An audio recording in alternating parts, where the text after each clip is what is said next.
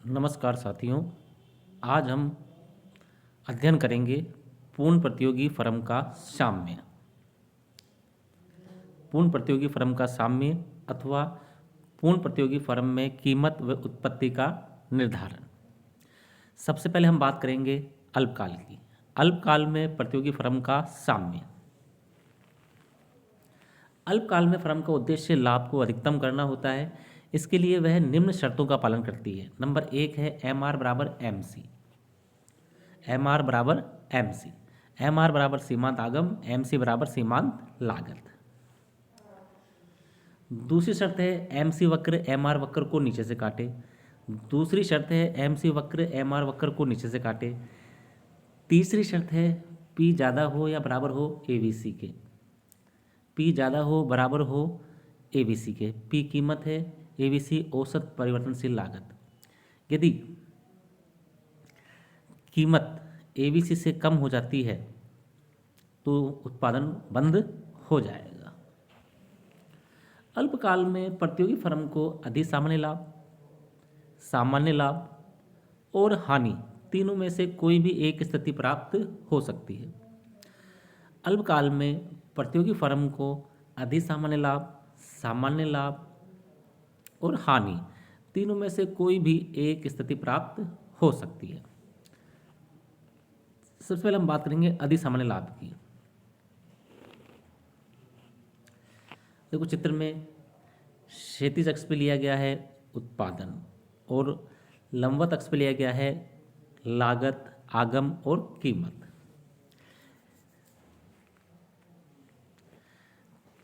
पूर्ण प्रतियोगिता में कीमत दी हुई होती है। कीमत का निर्धारण उद्योग में होता है, फर्म उसे स्वीकार करने वाली होती है। यहाँ P बराबर एम आर बराबर ए आर होता है। P कीमत बराबर सीमांत आगम बराबर औसत आगम। अब सीमांत लागत वक्र, जहाँ सीमांत आगम वक्र को काटता है ई बिंदु पर, वहाँ साम्य बिंदु होता है। इससे क्षैतिज अक्ष पर आने पर हमें उत्पादन की मात्रा मिलती है ओ क्यू वन और कीमत पहले से दी हुई होती है ओ पी वन। अब चूंकि हम देख रहे हैं कि औसत आगम ज़्यादा है औसत लागत से, इसलिए हमें ये एफ ई के बराबर लाभ प्रति इकाई प्राप्त हो रहा है। और कुल लाभ कितना है? P one E F P two. लाभ को दिखा रखा है, शो कर रखा है हमने, इससे ये आदि सामान्य लाभ है। एक बार इसको समझ लेते हैं। साम्य उत्पादन है ओ क्यू वन, साम्य कीमत है ओ पी वन। यहाँ औसत आगम ज़्यादा है औसत लागत से, ई क्यू वन ज़्यादा है एफ क्यू से, इसलिए प्रति इकाई लाभ है पी वन पी टू या ई एफ, और कुल लाभ है P two P one E F.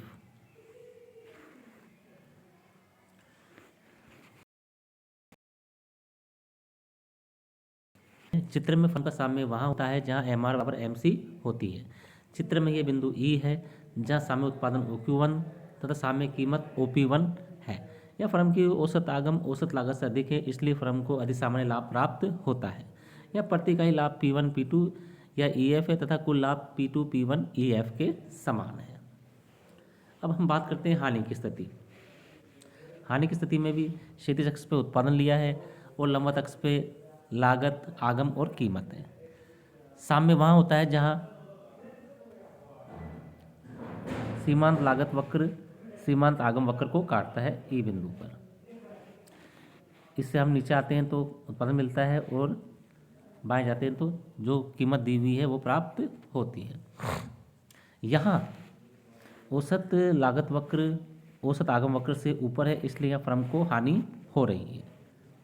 हम देखते हैं साम्य उत्पादन ओ क्यू वन, साम्य कीमत ओ पी वन। यहाँ ए आर मतलब औसत आगम कम है औसत लागत से, इसलिए प्रति इकाई हानि एफ ई, कुल हानि P one P two F E के समान है। थ्योरी ग्रुप में देखते हैं। चित्र में फर्म का साम्य वहाँ होता है जहाँ एम आर बराबर एम सी होती है। चित्र में ये बिंदु ई है, यहाँ साम्य उत्पादन OQ है तथा साम्य कीमत OP1 रहती होती है। यहाँ औसत लागत औसत आगम से अधिक होती है। यहाँ प्रति इकाई हानि P1 P2 या EF है और कुल हानि P1 P2 FE है। सामान्य लाभ की स्थिति, सामान्य लाभ की स्थिति में क्या होता है देखते हैं। साम्य वहीं होता है जहाँ सीमांत लागत सीमांत आगम वक्र को काटता है ई बिंदु पर। अब हम यहाँ देख रहे हैं कि औसत आगम और औसत लागत बराबर है, इसलिए यहाँ फर्म को सामान्य लाभ प्राप्त होता है। सामान्य लाभ OQ1, सामान्य कीमत OP1, यहाँ AR बराबर AC है इसलिए फर्म को सामान्य लाभ प्राप्त होता है। फर्म का साम्य वहाँ होता है जहाँ MR बराबर MC होती है। यहाँ औसत लागत व औसत आगम दोनों बराबर हैं, इसलिए फर्म को सामान्य लाभ प्राप्त होता है।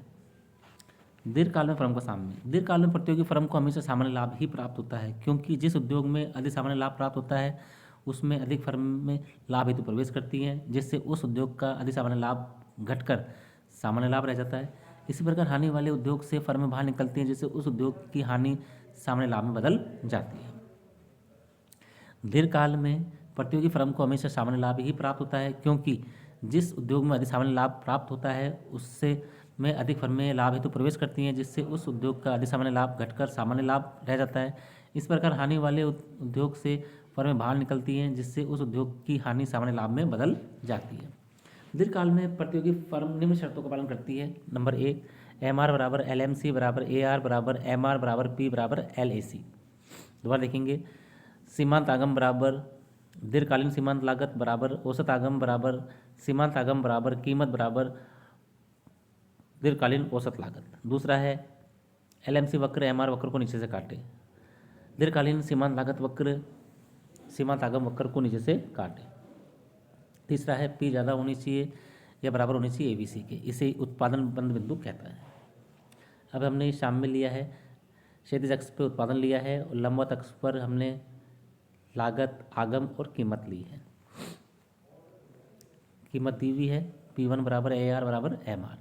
फर्म का साम्य वहाँ होता है जहाँ LMC वक्र MR वक्र को काटता है ई बिंदु पर। यहाँ पे हम देखते हैं कि LAC और AR बराबर है, इसलिए फर्म को दीर्घकाल में सामान्य लाभ प्राप्त होता है। ई बिंदु पर LMC बराबर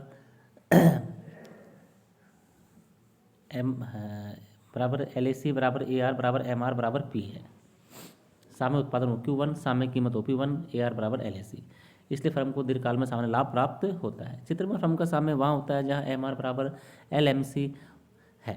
चित्र में यह बिंदु E है जहाँ साम्य उत्पादन OQ1 तथा साम्य कीमत OP1 रहती होती है। यहाँ औसत आगम और दीर्घकालीन सीमांत लागत दोनों समान है, इसलिए फर्म को दीर्घकाल में सामान्य लाभ प्राप्त होता है। धन्यवाद साथियों।